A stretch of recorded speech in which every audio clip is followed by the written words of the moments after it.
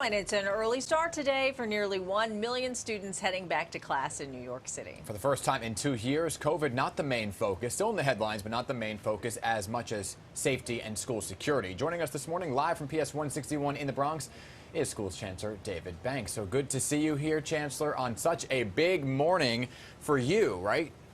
How you doing?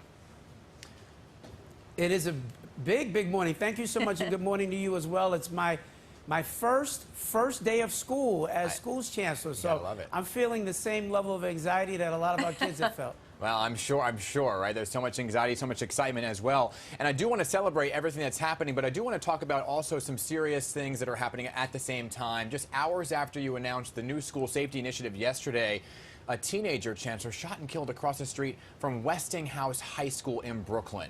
So it's one thing to keep kids safe inside the school, right? But is the Department of Education working now on a plan with the NYPD to keep students safe once they leave? And what will that plan look like? You know, school safety is really the #1 priority. If we can't keep our kids safe, nothing else really matters. My heart breaks for that young man and for his family. He went to a charter school that was right there at Westinghouse facility, and you know, it's just so troubling to see what our kids are going through, and so many weapons that are still on our streets. We're working very closely with NYPD to provide safe passage before and after school for all of our schools, particularly the ones that are having the most incidents. But it's a major challenge, and one that we're going to have to do everything that we can to try and fix. Yeah, let's look at a deeper look at some of the changes here in your plan. Part of your safety plan calls for 3,100 school safety agents to be posted at the schools all across the city, with an additional 850 safety agents added throughout the year. Now, that's about 2 officers for each school. But how are you dividing them up? Are there certain schools that will have more officers than others? Yeah, what we really try to do is, as we deploy these officers, we try to assign them really in the areas that they are most needed. Okay. So there are some schools which are larger than others, and certainly they will get more agents. And there are some schools that have more incidents and really need more agents. Mm-hmm. So we're continuing to bring these agents in. There have been a lot of people who didn't think we should have school safety agents. I was formerly a school safety agent myself, right, and I recognize just how important they are to the success of any school, and I've got their back, and we need them. You know, Chancellor, there's so much going on here across the country as well in terms of mass shootings. On the heels of what we saw play out in Texas, school principals and staff here took place in active shooter drills over the summer. I guess the question is, do you bring that down to the student level now? Will students take part in these kinds of drills? Well, the students will also be getting a level of training and walk-through drills throughout the entire school year, but we started this off really by providing this active shooter training for the adults in the building, the leaders in the building. And this is just so troubling, because even at our early childhood centers, where we're working with our babies, they've had to get trainings in active shooter drills. It's the new reality that we're facing across this nation, and I want to make sure that we're keeping everyone safe. So these are important initiatives. We'll continue to refine them and to get better. Yeah, God forbid anything like that happen here. But if it does, parents are going to want to know right away. So can you tell us about the new push alert notification system that's in place? Yes, we've developed a new technology, an app, if you will, that every parent will be able to sign up for. It's a push notification system. So if we ever have any emergency where it requires a closure of a school, or shelter in, or shutting a school down, parents won't have to wait and hear it on the local news. They'll be able to get that information in real time. Good. If you remember what happened in Sunset Park when we had that incident, yes, the parents who had their children who went to schools that were right near that incident, they were frantic. Right. And we want to be in a position where we can get information to them much quicker. You know, Chancellor, besides physical safety, you're also bringing in 100 more social workers to provide mental health services for students. I've always been a huge advocate for anything mental health related.